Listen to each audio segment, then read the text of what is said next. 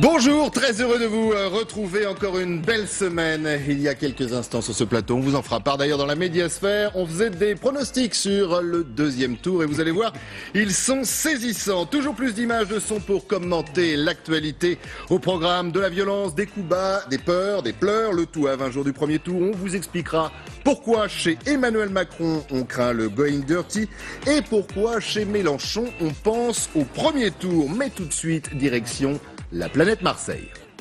J'ai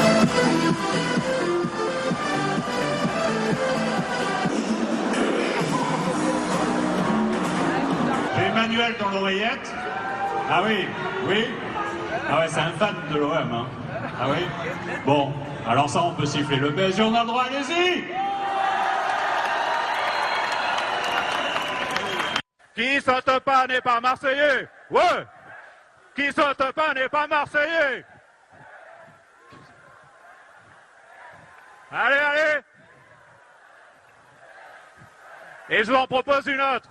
Qui saute pas n'est pas Macron. Qui saute pas n'est pas.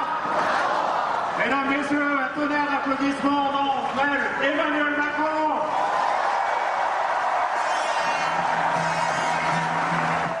Eh oui, c'est un métier, bien évidemment, d'animer une salle. D'ailleurs, on parlera de cette salle. Il y a une petite polémique qu'on va lancer, d'ailleurs, ce matin dans la médiasphère. 6000 personnalités dans cette salle, disait la presse. Effectivement, il y en aurait beaucoup moins. Bonjour, Caroline Chevalon. Bonjour. Très heureux de vous avoir sur ce plateau, fondatrice de Code Conseil. Nous avons également, vous le connaissez, c'est un habitué de cette émission, Ludovic Delerche. Bonjour. Bonjour Christophe. Cofondateur de Doculix. Anne-Claire Ruel, bonjour. Bonjour. Fondatrice du board enseignante en communication politique à Paris 13. Et Stéphane Attal, bonjour. Bonjour. Fondateur de l'agence Les Influenceurs. Marseille, planète Marseille, ça continue. Je vois quoi? Je vois des Français! Vous alliez le faire gagner parce que c'est notre projet! Vive la République! Vive la France! Voilà, mes amis, parallèles saisissants et ça glousse sur le plateau de la médiasphère. Ah mais c'est magique. En plus moi j'ai regardé hier, j'étais un peu fatigué, je dois l'avouer, j'ai un week-end un peu dense. Et en fait au départ j'étais persuadé que c'était le lancement de la saison 2 de Marseille de Netflix avec Magimel qui était dans un numéro pathétique d'Enfants du Pays avec des fausses expressions, des faux accents, Et de etc. Pardieu, c'était qui l'ambianceur de salle qu'on a vu tout à l'heure? Ah mais c'est magique. On est dans Malaise TV en permanence. Enfin, c'est intéressant en fait, parce que on savait qu'il tiendrait pas la distance. On l'a dit à plusieurs reprises. On s'est même fait taper dessus pour l'avoir dit plusieurs sur ce plateau notamment ou dans les dîners. Et là, ça y est, continuer. on voit que ça tient pas et que quand on n'a pas de conviction et quand on n'a pas de projet, qu'on est que dans les postures et dans l'empilement de postures marketing, ben non, on fait pas sauter une salle, non. Il nous a fait une belle François Fellman là. Alors justement, parlons de cette salle et de communication. Les acteurs de la communication sont là. On a souvent parlé de télé-réalité. Là, si on parlait juste 2 secondes de communication informelle, qu'est-ce qu'il raconte? Il a pastelisé la campagne. Il y a du rose, du jaune, du bleu ciel. Donc tout est beau, tout est gai, mais c'est plus de la télé-réalité. On est revenu à Hélène et les garçons. C'est le plateau d'Hélène et les garçons, c'est la cantine de la fac. Lui, il est au milieu de tout ça comme un évangéliste, c'est ce qu'on disait tout à l'heure, en train de hurler comme un gourou, mais il est presque effrayant. Oui, parce que dans le montage, on avait le premier meeting emblématique d'Emmanuel Macron, et là, celui de Marseille, samedi, idem. Mais sur le plan de la communication, c'est presque effroyable parce que finalement, tous les atouts qu'il avait au début de la campagne, la jeunesse, l'empathie, le désir de changement, il les a cachés derrière cette gadgetisation de la campagne qui fait qu'aujourd'hui, franchement, moi j'ai regardé tout le meeting hier soir, je l'ai regardé sur YouTube pour être précis, mais je me suis endormi. Il n'a strictement rien annoncé d'intéressant. C'est terrible pour lui. Et en même temps, il y a une logique parce qu'en fait, Emmanuel Macron a construit sa campagne sur de la pédagogie. Et en fait, la première chose que l'on regarde quand on conseille un dirigeant, c'est qu'on le laisse parler naturellement pour comprendre qui il est et faire une sorte de profil de sa personnalité, surtout de sa façon de communiquer. Dans les grandes lignes, il y a 3 profils. Vous avez les émotionnels, type Mélenchon, Le Pen, qui parlent avec leur cœur, qui parlent avec leurs émotions. Vous avez les factuels comme Hamon, Fillon, qui sont des hommes très structurés, qui répondent par des faits. Et vous avez une 3e catégorie, qui sont des gens qui ont besoin de tout expliquer On appelle ça plutôt les narrateurs. Et Emmanuel Macron est un narrateur. Et là, il est en train de jouer. Avoir une prestance, je vous suis, et il est une en voix train pour narrer. Voilà. Et il est en train de jouer contre nature parce qu'il faut pas oublier que c'est un homme très introverti. C'est pas un communicant naturel, Emmanuel Macron. C'est un Donc si je vous introverti. suis, c'est quelqu'un qu'on a fabriqué. Et là, aujourd'hui, Il a surtout une gestuelle qui nous rappelle un autre Il s'est mis requin. en scène par l'apprentissage du théâtre depuis tout petit. Et petit à petit, c'est un homme qui travaille énormément, qui est très intelligent, qui apprend vite. Donc on l'a formaté pour des discours. Il est dans sa zone de confort. Il explique son programme qu'il connaît par cœur. Là, il change de ton parce que maintenant, on est à 3 semaines. Il est en tête, donc il a une très forte pression et il doit attaquer. Il ne sait pas attaquer parce que quand on attaque, il faut vraiment relâcher ce Moi, je pense que non mais dès qu'il a une attaque, ça sonne faux. Mais je crois qu'on est entré dans l'ère post-politique là. Je crois que c'est un fait. C'est-à-dire qu'on a devant nous. C'est quoi l'ère post-politique? On a un télé-évangéliste, on le disait aussi ensemble. C'est-à-dire qu'on a quelqu'un qui est en fait un manager. On est dans un grand team building. Il y a des équipes rouges, vertes, bleues. Sortons les post-it. Allez, levez-vous tous ensemble. C'est le candidat. Et on s'applaudit. Et on s'applaudit. On n'a pas de slogan. On a Emmanuel Macron président. Point barre. Il n'y a pas le programme. Certes, il est développé, sauf que c'est un peu pour séduire un peu tout le monde. C'est-à-dire que c'est vraiment du marketing politique. Chacun va retrouver. De très bas étage, pardon. De très bas étage. Chacun va y On a retrouver ce atteint qui ce compte. week-end. Est-ce que vous pensez ça? Est-ce qu'on a atteint ce week-end les limites et du personnage et de la communication en politique? Moi, je pense parce que quand on regarde sa gestuelle, uniquement, sans écouter, faites l'exercice, il imite Nicolas Sarkozy. Il bouge les épaules, il bouge la tête comme ça. Il a la gestuelle de Sarkozy. On a l'impression qu'il a Et vous pensez que ça a été programme de étudié Hollande, la gestuelle de Sarkozy. En gros, c'est une sorte de synthèse. Emmanuel Macron, c'est un produit, je suis tout à fait d'accord avec ce qui a été dit, c'est un produit qui a été fabriqué. Il est probablement le jouet ou la marionnette de quelqu'un qui aurait aimé pouvoir se présenter, mais qui malheureusement n'en a pas pu. N'a pas On va y revenir. C'est donc le nom que vous avez prononcé, mon cher Christophe. Et finalement, Stéphane Attal. il prend un petit peu de chacun. Mais au fond, ça donne quoi? Mais Ça c'est donne pour ça que rien. c'est un C'est pas un trou noir. produit. C'est un trou noir. On parlait de C'est marketing. un trou noir. On a une marketing. Alors évidemment, On va en avoir des problèmes à la médiasphère. On va en à lui avoir. toutes S'il les est au second composantes tour, politiques, on est mort. c'est-à-dire que c'est ça, c'est sera une plus espèce jamais de invité, force, mais c'est pas mais grave. il n'y a rien, c'est un candidat de synthèse, voire un artefact pur et dur, quoi. Un C'est-à-dire que artefact. Non, mais c'est le triangle des prend- Bermudes, je suis Ouais, d'accord. c'est ça, Il c'est le aspire triangle des Bermudes. et il retire de toute matière les choses. Après, et j'en souris d'habitude, je suis plutôt en colère parce que enfin. Oui, c'est vrai. Là, vous avez l'air non pas résigné, mais parce qu'on va pas se raconter de bêtises. Ce type est dangereux. Il est dangereux. Son programme est dangereux. Et quand il attaque le Front National, c'est la seule chose sur laquelle il a raison de dire que c'est le candidat qui est le plus frontal avec le Front National, parce que c'est le candidat le plus populiste, avec le programme qui se rapproche le plus. Sa mesure économique phare a été vendue par Jean-Marie Le Pen 2 fois de suite et par sa fille ensuite. Mais il est dangereux pour le Front National parce qu'il Non, il est dangereux pour nous, pour les Oui, Français. mais il est dangereux pour le Front National et c'est pour ça que Marine Le Pen le combat comme ça et c'est pour ça que dans une hypothèse de second tour Macron-Le Pen il est donné vainqueur, c'est parce que finalement il est beaucoup plus politiquement correct et tout le monde va voter pour lui si jamais on se retrouve Oui, dans enfin, cette son hypothèse-là. front républicain, c'est surtout aussi parce qu'il a aussi pas grand-chose à Mais vendre bien derrière et que c'est alors, un peu le si vous système. êtes d'accord, mes amis, nous allons continuer, parce que c'est un peu notre but dans cette émission, en images, toujours Marseille. Décidément, il s'est passé beaucoup de choses ce week-end à Marseille.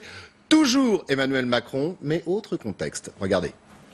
Aujourd'hui, et comme on dit ici, on craint des gains. Les Français, ils sont bons. Pas bonjour. Oui, j'ai jamais dit un truc comme ça. Ne me touchez pas. Vous êtes trompé. Ne me touchez pas. Ne me touchez pas. Ne me touchez pas. Lève ta main, mon frère. Ne me touche pas. Vous dites que les Français c'était bon en rien et vous venez là. Allez, non, vous avez dit que les Français c'était bon en rien. Non. On est d'accord ou pas? Je n'ai jamais dit ça. Vous ne passerez pas. On n'a jamais voté, on votera pour que vous ne passerez pas. On n'est bon en rien et ne venez pas nous voir à Marseille. Je viens pas en Marseille. C'est pas seulement vous, Marseille. Ne venez pas nous voir. C'est vous qui êtes bon en rien. Vous n'avez rien fait. Pendant le quinquennat, vous n'avez rien fait. Vous êtes bon en rien. Et voilà, et donc il est donc l'héritier du quinquennat. Mais oui, mais les Français sont intelligents, ça fait plaisir de voir ça. C'est que les gens sont intelligents. Par contre, c'est là où on voit le danger, c'est qu'il dit, d'habitude on vote pas, et là on va voter pour pas que vous passiez. C'est-à-dire Mais qu'on va voter parce- pour qui? Oui, c'est ça, Et c'est la là où il y a un vrai danger. C'est là où il y a un sur danger. Marine Le Pen. Mais ce monsieur, comme vous le dites, il a dit tout haut ce qu'on est en train de dire ici, Eh oui. dans cette atmosphère feutrée. Il est le candidat de la suite. Il est le garant de la continuité du programme de François Hollande. Et je pense qu'il a eu vraiment tort de s'afficher avec des soutiens qui sont des soutiens qui l'institutionnalisent. Il avait une stratégie de rupture. Il a été parfois victime de ses soutiens, notamment le dernier la semaine dernière. Non mais enfin, ses soutiens, quel soutien? Enfin, il ratisse large. Attends, Delanoë. Non mais c'est ça. Enfin, Delanoë, ça me rappelle les méthodes de Clichy. Enfin, on va arrêter les Manuel Valls. Manuel Valls, c'est qui? Enfin, c'est toute la Hollandie. Toute la Hollandie. Pas seulement. Mais d'où l'image Oui, non, mais Estrosi, ce d'ailleurs. monsieur en question, là, il se rappelle de ça. On va y revenir sur cette image parce qu'elle a fait couler beaucoup d'encre. Alors, des attaques, il y en a eu. Vous le disiez, des pleurs. L'idée, quand même, de rendre coup pour coup entre les candidats. Et puis, il y a cette image. Stéphane Attal essayait de la dessiner, voire de la contourner. Eh bien, on l'a, une image d'ailleurs. Un nom aussi, c'était milieu de semaine dernière. Elle venait de François Fillon. Il a continué autre meeting. C'était en Corse. Écoutez. Il faut faire éclater notre volonté d'alternance, celle d'une alternance forte, pas d'une alternance molle. Faites tomber les masques d'Emmanuel Hollande ou de François Macron, peu importe. Nos compatriotes se moquent bien de ce bal masqué politique. Ils savent bien que sous un pavillon de complaisance différent, c'est bien la même marchandise frelatée qui se trouve dans les cales et c'est surtout le même équipage. Alors, réaction bien évidemment dans quelques instants sur ce que vous venez d'entendre, mais puisqu'on est dans le Emmanuel Hollande ou dans le François Macron, regardez.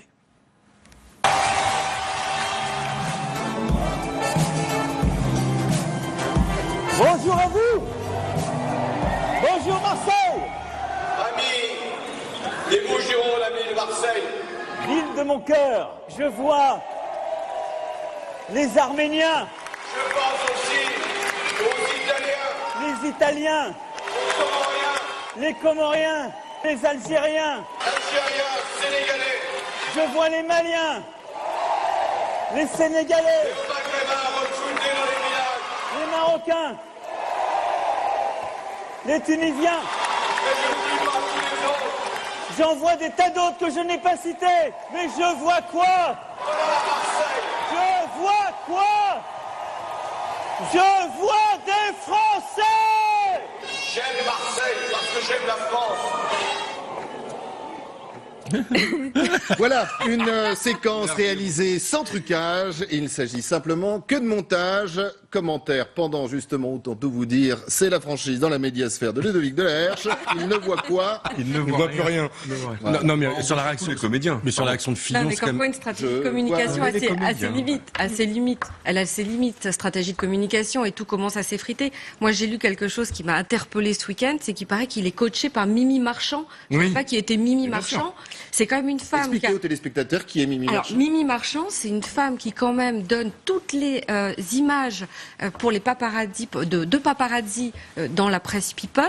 Et il semblerait, ça a été relaté par Vanity Fair, que Brigitte Macron était à un dîner avec Xavier Niel. Elle s'inquiète sur l'affaire de l'homosexualité de son mari. Xavier Niel lui dit, mais il faut absolument que tu sois coaché par cette femme. L'équipe de Macron tremble. Et en fait, c'est une femme qui a conseillé à Brigitte Macron de poster, de faire la couve de Paris Match en maillot de bain.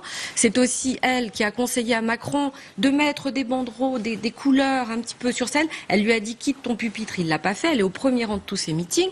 Mais et elle danse comme on l'a vu à Marseille. Et elle danse. Ça veut dire qu'Emmanuel Macron est coaché quand même par quelqu'un une folle et quelqu'un qui lui fait travailler sa voix. C'est quelqu'un, on lui a appris à parler marseillais en 48 heures et on voit bien les limites de sa communication. Oui. C'est mal passé. Il a très mal dit, franchement. C'est ce qu'on appelle un flop, mais quelle erreur de com'. C'est du basique, quoi. On ne peut pas employer l'expression d'une région dans laquelle on va si on est décalé par rapport à cette expression. Il est en décalage complet. Il sait même pas ce qu'il dit. Il ne comprend pas ce qu'il dit. Il ne comprend pas. Oui, alors il y a cette référence effectivement à Ayam. Complètement raté cette référence à Ayam, donc c'est vrai que moi je vous rejoins totalement. On a l'impression que la prochaine fois s'il va à Reims il va faire de l'électro, s'il va à Toulouse il va faire du ska, enfin on se demande un peu ce qui il va parler champagne à Reims. Ouais, c'est exactement. Voilà. Il n'a pas parlé football par contre, il a eu tort. Non mais il y a l'histoire de l'écharpe quand même du PSG jetée à la foule en disant il avait déjà fait d'ailleurs Emmanuel Macron que son équipe de cœur était l'OM. Mais ça c'est nul. Il aurait pu parler football bien autrement. Je veux dire, Non, mais il est obligé la de faire ça. religion marseillaise, c'est le football. S'il avait voulu créer de l'empathie, il aurait dû faire autre chose sur le football. C'est là où moi, je veux dire, on parle politique, mais on parle communication ici. Oui. Et donc, il faut raisonner uniquement en termes de communication. Quand on attrape les codes. Mais est-ce que justement, alors, je vous laisse finir, pardon, excusez-moi, mais par rapport à ce que disait Caroline, Une cible, il faut la travailler. Vous avez Si elle attesté- travaille pas, enfin, c'est terrible, quoi. Non, mais Il le joue coup de contre l'écharpe, c'est nature, évident. il joue C'est que vous êtes contre dans une nature. salle. Et Oui, les mais artifices encore une fois, est-ce que lui c'est justement, permettent vous êtes d'avoir des spécialistes de la communication, est-ce que on n'a pas atteint les limites de cette Non, mais en fait, communication le coup de l'écharpe, c'est très significatif et c'est très représentatif. C'est que on est dans une salle où les gens dorment. Moi, j'ai fait des meetings de Macron, on se fait chier. Il y a aucune conviction, il y a rien qui porte. Et donc, quand on arrive à Marseille, quand on balance une écharpe du PSG, c'est censé électrifier tout. Pour réveiller, ouais. Exactement. Les gens Le sont feu. censés hurler, etc. Parce que pour réveiller une salle qui en fait s'endort. Parce que vous les réveillez avec quoi? Avec la taxe sur les prestations sociales? Mais non. Donc, Alors en parlant de salle, autant tout vous dire, on va essayer de voir si pendant l'émission on retrouve ces images. On en a trouvé, hein, bien évidemment, mais elles sont difficilement diffusables en termes de qualité, pour tout savoir, sur cette fameuse salle. Beaucoup dans les médias ont dit, je vous disais en ouverture de l'émission, 6000 personnes à Marseille. En fin de compte, la salle pourrait contenir que 3000 personnes. Et dans certaines images, on voit que cette salle était à moitié pleine, ou au quart vide. En tout cas, voilà. Regardez justement l'image, vous voyez, mais après, ça c'en est pour une. revenir- Il y en a d'autres, bien évidemment, on essaiera de vous montrer ça. Rapidement, Il y a sur le les propos, premier front, Christophe. et puis derrière, il y a personne. rapidement sur les propos par rapport à Ayam. Là, par contre, c'est grave. On peut sourire, rire parce qu'il sera pas au second tour. Maintenant, on le sait, on est tous ravis. Mais par contre, sur Ayam, c'est grave parce qu'on prend un morceau emblématique d'un groupe marseillais, mais qui en fait parle pas que de Marseille. Il parle du déterminisme social, qui fait que quand on est un enfant et qu'on est dans une famille pauvre, c'est beaucoup plus compliqué que quand on est dans une famille riche. Et ce texte est splendide. Il est beau entre cage dorée, cage d'acier, etc. C'est ciselé, c'est du Ayam. Et alors, soit c'est un neuneu qui a juste repris le texte et qui a pas été foutu d'écouter le titre, mais c'est vraiment de Et l'incompétence. qui n'a à pas compliquer. compris le sens. Soit c'est du cynisme, parce qu'il commence sa phrase par « Non, nous sommes bien tous nés sur la même étoile ». Donc l'air de dire « Ayam, vous avez tort ». Et là, C'est une grosse erreur. c'est une erreur et un cynisme qui là, par contre, est beaucoup plus grave et beaucoup plus indigne, en fait, que simplement Kiki qui fait de la politique. Moi, je vais vous dire, Kiki qui fait de la malheureusement, il est dans la superficialité totale. Mais bien sûr. De tout. Tous les sujets qu'il adresse, il les adresse de façon superficielle. Je suis pas certain qu'il ait vraiment lu le texte de cette chanson sublime, tel que vous l'avez Mais non, écrit. pourquoi? Parce Je suis que pas c'est un certain candidat de qu'il l'image. s'intéresse au On football. parlait de l'image closer, voici, gala, enfin tous les magazines People. Et c'est un candidat de l'image. Et de la posture. Et de Non, mais la posture. Il était C'est le un seul candidat de dans la cette campagne couleur. à pouvoir parler aux jeunes. Il a 39 ans. Je veux dire, il est quand même beaucoup plus proche de quelqu'un qui a 25 ans qui va voter pour la première Non. ou la deuxième fois Alors justement, que moi, les il y a autres. quand même quelque chose Et qui et me il y a que trouble. Mélenchon qui fait ça. Moi, il y a quelque chose qui me trouble C'est sur terrible. sa communication orale. Je regardais C'est à vous, et en fait, la journaliste l'attaque sur le fait qu'il ait accepté de montrer son couple dans les médias. Et il s'énerve, il dit, mais bon sang de bonsoir. Est-ce que vous employez cette expression à 38 ans dans sa communication? Grands-parents, hein, Même à qui disaient. 50, Non, mais je vais vous dans dire, sa madame. communication, parfois, il dit naguère, confirme. naguère. Voilà, et je trouve qu'il y a un décalage entre sa femme, Mais qui, vous le disiez tout à pardonnez-moi, l'heure, que je Caroline. trouve très belle, Vous le disiez. c'est une femme qui est très intéressante, qui ne fait pas son âge, et un homme de 39 ans qui se dit être révolutionnaire, qui veut amener... Mais vous l'avez dit tout à l'heure, etc., Caroline, et c'est qui la emploie un différence entre vocabulaire ce très qu'il est étonnant. certainement et peut-être d'ailleurs, et l'image qu'on veut bien lui Et donner. c'est le packaging, on en revient au candidat marketé. Oui. C'est on dirait Je un vais regarder, étudiant dès que je en vais m'énerver, commerce. je vais dire, mais bon sang de bonsoir. Mais ça Alors, allez-y. Sapristi. Oui, maintenant on va parler comme ça chez vous, Christophe. Bon, il y a de l'image, il y a aussi de la politique, bien évidemment. Toujours Emmanuel Macron, son ennemi François Fillon, règlement de compte entre les deux hommes. On va commencer, bien évidemment, par Emmanuel Macron. C'est devenu un clan qui joue sur la revanche, qui ne promet que cela. Il va venger. C'est un clan aux pratiques inacceptables, qui ne propose plus rien, qui hier encore a fait siffler un représentant de la famille gaulliste. Alors, il joue. Il n'est pas habité. Il n'est pas habité. C'est-à-dire comédien. qu'on sent que ce sont des phrases préparées et qu'il ne se les est pas appropriées. Et c'est ça qui dérange, je trouve, à l'image. Il interprète un rôle qui lui a probablement été écrit par d'autres, dont on peut supposer qu'ils sont François Hollande, son épouse et je ne sais qui encore. Mais il interprète un rôle. N'oublions pas qu'il a connu sa femme dans un cours de théâtre il y a déjà 20 ans, 25 ans, et finalement, il n'est peut-être pas autre chose qu'un comédien de planche qui interprète un rôle que d'autres veulent écrire pour lui. Alors, autre sonore à analyser, c'est tout de suite, c'est parti. Je veux que nous soyons le vote du cœur, le vote de l'enthousiasme, le vote de l'espérance, et que nous chassions loin de cette campagne, loin du pays, le parti de la haine, celui du mépris, celui du repli, et toutes celles et ceux qui nous font tellement honte. Aujourd'hui, et comme on dit ici, on craint des gains. Voilà, on craint des gains, séquence 2, et commentaire de Caroline Chevalon sur ce que vous venez de voir. On est au théâtre, on regarde une tragédie qui se dessine avec un homme qui a appris à se mettre en scène. Il a appris, pour moi, je signe, je confirme, que pour moi c'est un introverti. Et vous pensez que ça se fracture, pas dans les médias, parce qu'on est là pour en parler bien évidemment, on parlera d'ailleurs des médias dans quelques instants, mais dans l'électorat? Ça se voit pas dans les sondages encore. Mais parce que on parle de sondages. Les sondages ne représentent que les gens qui répondent au téléphone sur les enquêtes d'opinion. Donc ça représente pas les Français. Ça représente les gens qui acceptent de prendre leur téléphone après un débat pour répondre à une enquête d'opinion par téléphone. C'est censé représenter les Français. Parce que et ça représente personne. Moi, je les ai vécus dans la pub pendant 15 ans. C'est une arnaque, les sondages. C'est une arnaque. Ça ne représente personne. Ils se plantent systématiquement depuis 10 ans. Et on continue. Par contre, sur la tendance, ils perdent des points, tout le monde perd des points.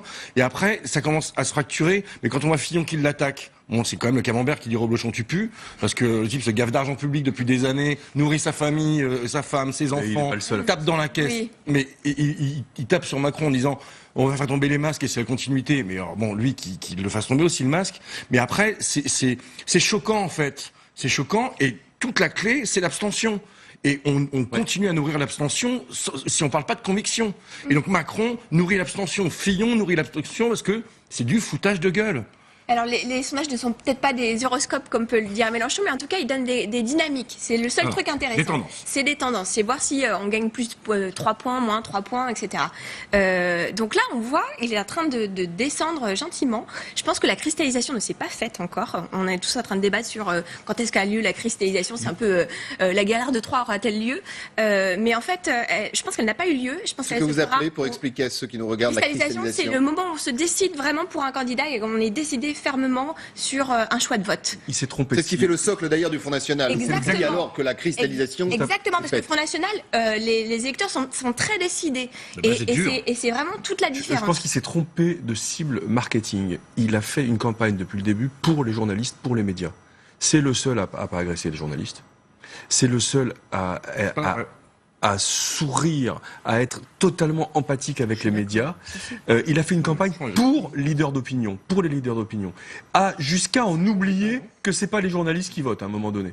Et c'est toute la limite de l'exercice. Et que les journalistes, au vu de l'ambiance, ne font plus vraiment les candidats aussi. Là, on est d'accord. Et on communique sur 3 registres qui sont assez connus. C'est l'éthos, c'est qui je suis. Donc là, on voit ça s'effrite parce que il y a une différence entre un langage justement un petit peu de personnes plus âgées et puis qui il est vraiment. Sur le logos, donc le fond, la raison, donc quel programme on propose. Là aussi, on voit que ça s'effrite parce que finalement, le marketing politique, il est ce qu'il est. On répond aux besoins de tout le monde et c'est du micro-ciblage mais hyper large. Et puis, enfin, sur le pathos, il a fait tout sur le pathos. C'est tout sur l'empathie, tout sur l'image. Et c'est ça qui... Alors, en parlant d'image... Je ne suis pas sûre que ça va s'effriter. Il faut voir dans le temps parce qu'il a quand même une grande capacité de réactivité. Dès qu'il sent qu'un danger arrive, il réagit extrêmement vite et il désamorce régulièrement. Alors, voilà. On verra effectivement demain pour ce débat. On en parlera bien évidemment dans la médiasphère en termes d'image et peut-être justement dans cette expression de savoir s'adapter, voire de semer la zizanie. Il y a une autre séquence. Là aussi, c'était ce week-end. Regardez, rencontre entre Emmanuel Macron et Christian Estrosi. Monsieur Macron, je vous ai répondu. D'accord. C'est une visite républicaine. Je confirme tout ce qu'a dit le président de la région. En effet, nous avons de l'estime réciproque de l'amitié. Et moi, je considère que c'était tout à fait normal et naturel de rendre cette visite de courtoisie. Aussi parce que Je n'oublie pas le combat qui a été livré aux dernières régionales par Christian Estrosi, avec l'esprit de responsabilité qu'a eu Christophe Castaner dans cette bataille, qui, comme vous le savez, est un des soutiens de la première heure, mais avait décidé de se retirer, ne le regrette pas une seule seconde. Et je crois que les Républicains se reconnaissent à cela, savoir où sont les vrais dangers pour la République et où sont les vrais ennemis. Avec le pot de dragibus juste devant. C'est de l'incompétence, parce que n'importe quel homme politique aurait refusé ça. D'avoir Kiki avec sa petite bonbonne de dragibus face à lui, en train de parler avec Estrosi, en termes d'image, sachant ce qu'il incarne et sa jeunesse, qui est souvent taclée par les autres, normalement n'importe quel... S'il avait une équipe de com un peu compétente autour de lui, ils auraient dû refuser ce pot à bonbons face à lui. Enfin, c'est Brigitte qui lui a amené son goûter, parce que Kiki va parler pendant 1 heure avec Estrosi. Si on parle d'image et de com, rien que la lumière, donc l'éclairage de ce reportage, il est raté. Il y a un côté tamisé. Il est raté. Mais pourquoi Rencontre secrète, non? Parce que ça a été fait au dernier moment, cette histoire. Ça a été dealé dans la nuit entre les équipes, ça s'est organisé le lendemain. Eh bien pourquoi? Pour contrer commenté, on va y revenir. Pour contrer Emmanuel Hollande, lancé par Fillon. C'est-à-dire que là, on a vu tous les valsis qui arrivent. Et Estrosi, sarkozyste, se prête au jeu. Bien sûr. Bien sûr. Et puis il est redevable d'une certaine façon. Parce que l'homme qu'on a vu sauter sur scène, genre qui ne saute pas n'est pas Macron, c'est l'homme qui a permis à Estrosi d'être le président de région. C'est-à-dire qu'il est redevable, Estrosi, d'une certaine façon, et il joue aussi le fait qu'il a été hué la veille dans un meeting pour défendre François Fillon, et qu'il a toujours appelé à voter Juppé. Il a demandé à Fillon de se désister plusieurs fois. Il cherche un job. Non, mais sur 48 heures, il a vu ces deux. Mais ça vient pas d'Estrosi, hein. C'est En Marche qui a contacté Estrosi. C'est En Marche qui a contacté. Oui, mais il a accepté. Enfin, il a accepté. Sauf que lui a accepté en disant OK, mais je veux de la télé. Et il veut une image, ce qui n'était pas prévu par En Marche au départ.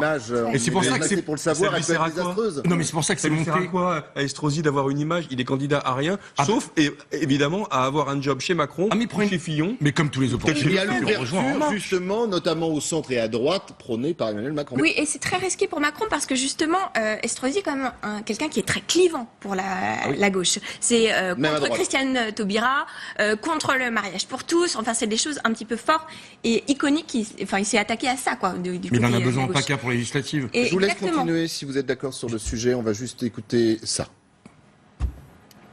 Estrosi, c'est un signe. C'est-à-dire que vous voyez bien que, sans vouloir surinterpréter, il y a des responsables politiques nombreux qui regardent l'avenir en pensant qu'on va devoir travailler ensemble. Et qui, en ce sens, font des signes qu'on appelle républicains. Qu'est-ce que ça veut dire, un signe républicain? Ça veut dire qu'on partage l'essentiel.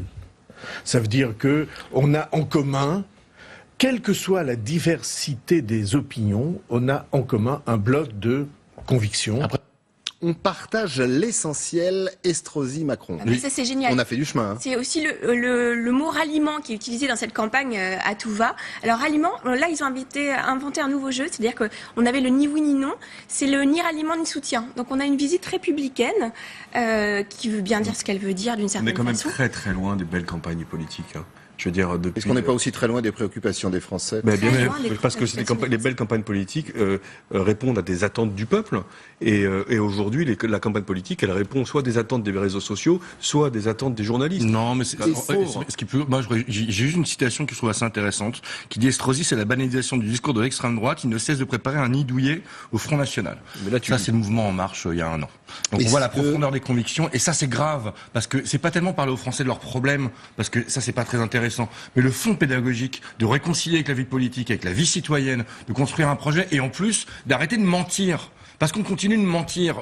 Ce matin, la Bourse de Paris est en train de battre tous les records. Donc notre économie va très bien. Pourtant, ils nous disent que ça va très mal. Sur la xénophobie, le racisme, on l'entretient, parce que c'est ça qui est grave, en fait. C'est que non seulement la campagne est creuse, mais surtout, c'est pas de parler des problèmes aux Français. C'est surtout d'avoir une vraie logique de pédagogie, de réconciliation avec la politique et de reconstruction d'un avenir commun. C'est pour ça qu'on est vraiment dans l'ère post-politique. Exactement. Et je pense que c'est ça qui émerge, c'est-à-dire que c'est le candidat du moment.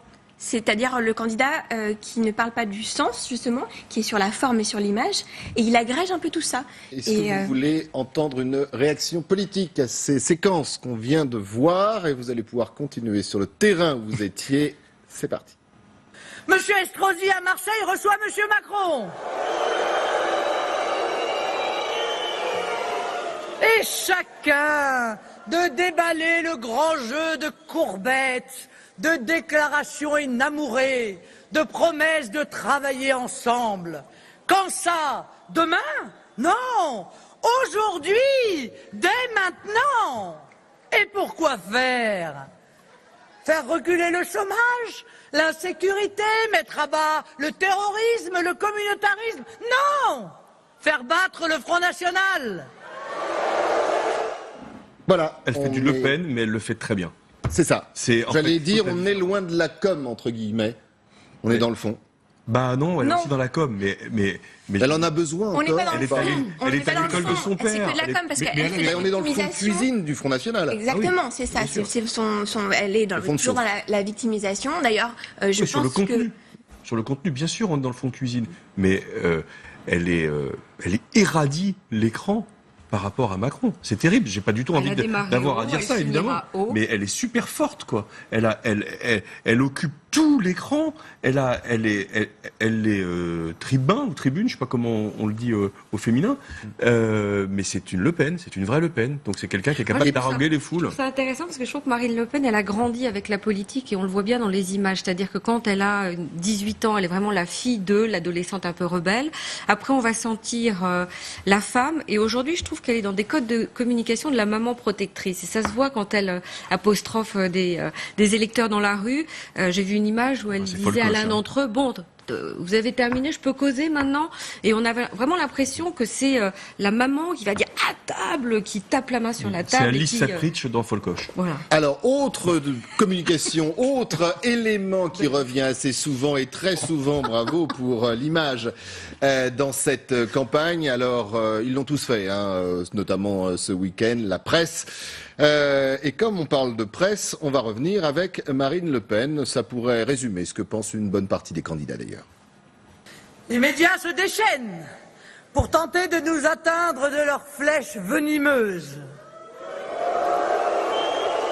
Le but ne sera pas de commenter avec neutralité et déontologie, mais de dénigrer, de caricaturer, parce qu'ils ne savent faire que cela dès que j'ouvre la bouche. Sûrement auront-ils à peine écouté le discours d'ailleurs, mais plus un Français n'est dupe de cela. Les médias encore. Mais elle est super forte. On parle quand même d'un parti qui a organisé une fraude fiscale à grande échelle avec des sociétés écrans qui vendent des kits de campagne qui sont remboursés avec l'argent public. Donc c'est une escroquerie à grande échelle. L'assistant parlementaire. Qui était organisé, on a les mails, etc. Ouais. On a quand même quelqu'un qui est sur scène avec marqué au nom du peuple, alors qu'elle a tapé dans les poches pour pouvoir nourrir des gens qui sont. Enfin, le Front National s'est construit qu'avec des gens qui ont des noms à particules. On parle de noblesse installée. Elle a été nourrie. Alors là, on va retourner vers les médias, ça ne passe pas en tout cas, ça a du mal. C'est pas François Fillon. Et on a quelqu'un qui parle aussi à l'électorat le plus populaire, alors que c'est quand même quelqu'un qui vient aussi d'une grande bourgeoisie. Il y a une espèce de hiatus comme ça, et pourtant tout passe.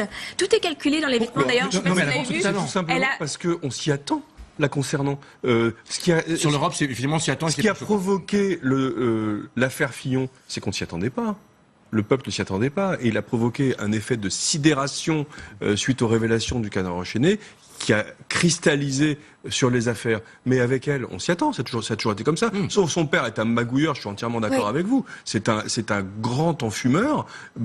Sa fille pareil, il va savoir si les deux sœurs c'est pas la même chose aussi. J'en sais rien. Mais la grande différence, effectivement, c'est qu'elle n'a jamais dit qu'elle était irréprochable. La grande différence avec Fillon, c'est ça. C'est d'ailleurs ce qu'il a regretté ce week-end en Corse, François Fillon, quand il a dit, voilà, je l'ai dit et c'est pour ça que tout le monde m'est tombé dessus. Bien sûr.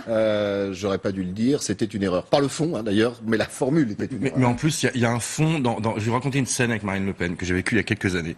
Il y a un fond chez elle qui est assez intéressant. Je me suis occupé d'une école de rugby pendant très longtemps et son fils jouait à Suresnes. Et donc, j'étais moi avec le Racing et toute l'école de rugby du Racing. Et elle vient chercher son enfant. Et elle sait que c'est le Front National. Elle a l'habitude de l'hostilité des gens, etc. Et on voit qu'elle balaye et rapidement. Moi, je me suis battu toute ma vie contre le Front National, donc ça devait se voir. La seule personne qu'elle a targetée, c'est moi, et pendant 2 heures, elle m'a pas lâché. Et elle est redoutable, parce qu'elle est habile, elle est intelligente, c'est une femme cultivée. Donc tout est bien travaillé, et elle aime cet affrontement d'aller tout le temps au plus difficile. C'est la grande différence qu'il y a 2 grands populistes aujourd'hui qui sont elle et donc Macron. La grande différence. J'allais vous poser la question, vous voyez. Mélenchon un petit peu quand même. Parlons pas de Mélenchon il y a 5 ans. On va en parler pourtant dans 2 minutes. Mélenchon, aujourd'hui, c'est très différent, en fait. Et sur le fond de son programme, il a un fond populiste depuis très longtemps. Si on regarde son programme-là, il n'y a rien de populiste dans son programme, en réalité. Vous parlez de Mélenchon. Et vous savez quoi? On va en parler tout de suite. Quelle transition! Ah, c'est bien, c'est préparé. Oh là là là là là là là. Mélenchon, on l'a titré comme le 3e homme. Lui pense peut-être le 2e, et certains, pourquoi pas, sur ce plateau, pensent même 1er homme. En tout cas, on l'écoute parce que Mélenchon a un poids, Mélenchon a un appui, les astres. Il est vrai que depuis plusieurs jours, les horoscopes nous sont favorables. Eh bien, si ça sert à donner du cœur à l'ouvrage, tant mieux. Et il ne faut pas renoncer à l'enthousiasme qui nous saisit, à l'idée d'une victoire qui hier semblait impossible et aujourd'hui semble se rapprocher de nous. Alors on va parler fond, on va parler forme, et Stéphane Attal en parlait en regardant les images, en disant les images, le public, les jeunes. Les jeunes, la densité, la compacité de la foule. Il parle à des fans. Le dernier qui a été élu par des fans, il s'appelle Trump. Hein. Ouais, mais ça n'a rien à voir. Ça n'a rien à voir quand même. Hein. Ça n'a rien à voir quand même. Là, ce qui est intéressant dans la scénographie, c'est que c'est vraiment du stand-up, quoi. C'est-à-dire Je que tu vois fais quand un même ce show. que veut dire Stéphane Attal, c'est-à-dire que Merci Christophe. ne fait pas un parallèle entre Non, il y a et Mélenchon, mais mais qui est pas sur pour les mêmes ce raisons. mouvement de fond. Oui, mais... Et autant tout dire à celles et ceux qui nous regardent, même dans les médias. Mais bien sûr. Mélenchon est en train de séduire. Mais bien sûr. Mélenchon est en train d'avoir un traitement particulier, des Mais- commentaires particuliers. Mélenchon travaille ça depuis des années. Mélenchon a commencé à aussi pacifier un peu sa communication. Il utilise la communication non violente, donc il Qu'est-ce qu'il fait se fait d'ailleurs? plus C'est une rond. bonne question, je vous pose la question. Il se fait plus rond là dans Voilà. les médias. Est-ce qu'il a une communication, Mais bien vous dites sûr. qu'elle a changé, de gagnant? En fait, Ou d'homme du deuxième tour? Non, en fait, je pense que c'est pas qu'il a une... Enfin, il sera au second tour. Vous avez des sondages qui sont faits en face à face, qu'il annonce comme pour les Français, c'est la personnalité. Je le la plus note. amène.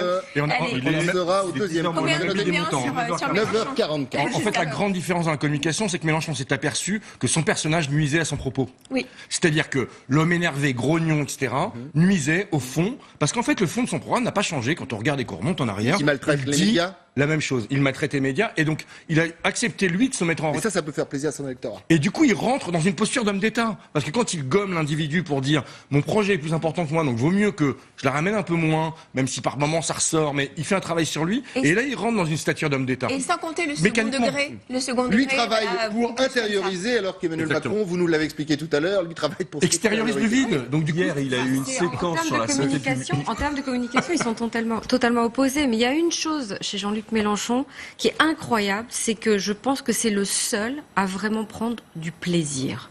On sent qu'en meeting, il prend du plaisir. Il est en communion avec son public. Parce que c'est pas évident hein, d'un seul coup. Mais contrairement aux autres, il fait une campagne tranquille. Mais complètement. depuis un an, Et il a est-ce qu'il pas est égal à changé. lui-même. Il n'y a pas d'affaires, il n'y a pas d'ennemis, personne ne le trahit. On va parler de trahison dans quelques Pourquoi Parce instants. qu'il a un socle de conviction qui est très ferme, c'est-à-dire qu'il est vraiment très solide sur ça. Il a juste eu l'image à travailler au fur et à mesure, et ça fait même plus d'un Il n'y a an pas d'affaires. qu'il fait ça. Il n'y a pas d'affaires, donc lui il Et ça continue joue son petit beaucoup dans cette bonhomme campagne, de Pas chemin. encore. Et il n'a pas peur des gens. Elle serait déjà sortie à Ouais, 20 c'est ça. jours quand Je pense même. que Non, là- non, puis surtout, il a une vision, une conviction, il y a un projet à défendre. Donc ça change tout. Ça change tout, notamment dans les meetings, mais sur l'ensemble de ses apparitions, il a un socle et quelque Il a chose même à un défendre. look, regardez la photo, il a même un look. J'imagine que s'il était au second tour ou s'il est élu président, il va y avoir une mode Mélenchon. Il est pas habillé comme On le les voit. autres. Il a pris des habits de vieux trotskistes. Faut dire ce qui est. François Fillon fut un temps avait essayé cette petite veste. Ouais. C'est pas le même prix, mais il a essayé. Elle est pas le même prix, ouais, en effet. D'ailleurs, il l'a Désolé. rendu. Le seul Pas danger, celle-là. le seul danger que je vois dans sa communication, c'est qu'à un moment donné, la forme prenne le dessus sur son programme et sur les idées qu'il faut en ressortir. Parce que finalement, on pourrait presque tous aller voir un meeting de Mélenchon pour le spectacle. Parce que c'est un excellent orateur, parce qu'on attend sa petite phrase, on attend la façon dont il va être un peu Et il y en a à Et chaque d'ailleurs, meeting. regardez aujourd'hui, on parle plus de Certainement l'horoscope que de ses idées. Ce dont parlait Stéphane Attal tout à l'heure et cette image avec Trump, il y a toujours la bonne phrase, on attaque toujours les médias, il y a toujours quand même quelque part dans ces messages des codes qui sont respectés et ça fonctionne, ça C'est semble que le Washington Post, la veille de l'élection américaine, donnait Clinton élu à 80%. Mais bien sûr. La veille. Donc c'est quand même terrible. J'en parlais avec un camarade hier à dîner qui était aux États-Unis à ce moment-là et qui me disait, notamment sur la Floride, tu sais, mais c'est juste incroyable que les médias comme le Washington Post ou d'autres annonçaient Trump gagnant et notamment en Floride, Clinton pardon, et notamment en Floride. On disait quand on prenait la route, les Américains ils l'affichent sur leur maison pour qu'ils vont voter et sur leur pare-choc. Sur la route, il y avait que du Trump. Donc c'est une espèce d'aveuglement et on est exactement dans le même cas. Merci beaucoup Ludovic.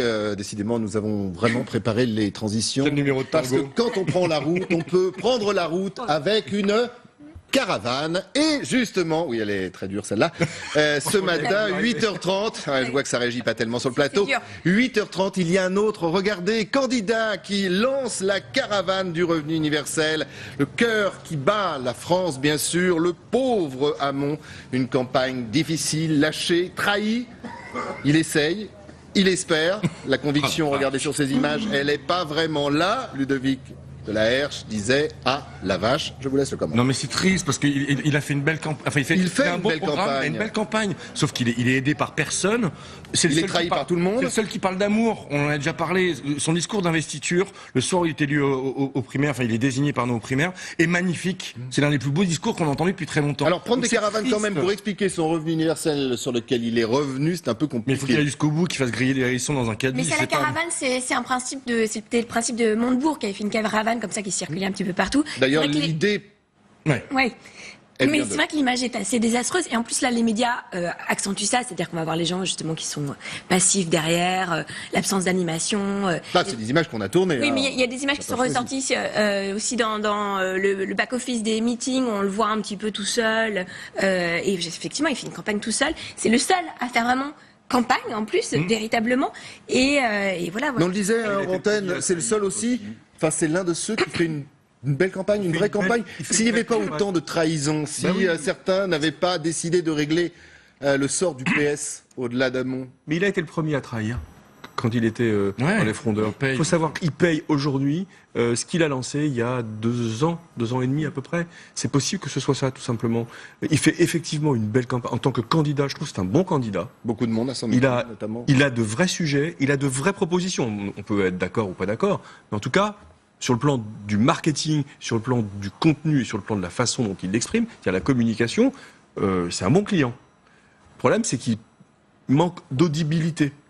Parce qu'il est cassé de l'intérieur, il est cassé sur sa gauche par Mélenchon, il est cassé sur le centre par Macron, et maintenant il est cassé par Valls qui veut récupérer le parti. Et dit-on par François Hollande qui veut l'éliminer. Oui, parce que de toute façon, Macron, Valls et Hollande, c'est à peu près la même maison. Hein. Et on l'a déjà dit ici, on en a déjà parlé ici, mais ce qui est choquant, c'est que ça reste encore une fois un non-respect démocratique. C'est-à-dire qu'il y a eu des primaires, des gens ont voté, et d'ailleurs il y a un mouvement qui s'est lancé qui est très intéressant, et je l'ai fait, pour aller porter plainte au commissariat pour abus de confiance pour les gens qui ont voté à la primaire socialiste. Ça commence quand Mais ça y est, il y a plus d'une centaine de plaintes déjà qui ont déjà été déposées, on les regroupe, etc. Parce que le Parti socialiste est censé exclure Valls, qui s'est engagé sur l'honneur à suivre le candidat de la primaire, les gens ont payé pour. Donc si vous avez payé 2 €, je vous invite à aller porter plainte au commissariat de police. C'est Judas. Pour abus de confiance. Exact. Et la plainte est recevable pour qu'on récupère au moins nos 2 €. Et quand derrière, on connaît tous. On va suivre d'ailleurs cette plainte. Pour l'instant, vous dites combien? 100 personnes? Il y a un peu plus de 200 personnes. C'est qui ont déposé plainte. Et il y a une pétition qui circule. Et il y a aussi une pétition. Quand vous reviendrez la semaine prochaine, on fera le point. On prendra les chiffres, bien évidemment. On connaît tous le spin doctor derrière tout ça. Il a vieilli. Moi, je dirais qu'il a toujours eu un problème d'image et qu'il n'a pas un mental de leader et on le voit pas descendre les Champs-Élysées et lui-même n'y croit pas. Oui, mais il fait le job sur un terrain qui est intéressant, c'est qu'il fait un job de démocratie, de pédagogie, pardon. Ça suffit pas. Oui, mais c'est nécessaire. Et aujourd'hui, on en a besoin. Mais on est peut-être justement sur le parallèle dont on parle dans cette émission depuis le début de cette campagne entre le décorum, l'image, le spectacle et la réalité. Et ceux qui sont là depuis et le terrain. Le Pen est là depuis très longtemps. Mélenchon, c'est quelqu'un qu'on connaît. Ce sont des personnages qu'on suit au fur et à mesure, un peu comme des saisons finalement d'un feuilleton. Et là, ils arrivent, ils ont peu de temps pour. Macron aurait dû si Hamon, c'était pas son exploser heure. la campagne. Il y avait vraiment quoi faire pour lui. Ouais, pour lui. C'est dommage. Eh bien, nous allons nous quitter sur ces paroles. C'est dommage. Ce qui n'est pas dommage, c'est qu'on se retrouve demain, même heure, même endroit. Ce qui n'est pas dommage, c'est merci à vous de nous suivre. Merci à vous d'être sur ce plateau.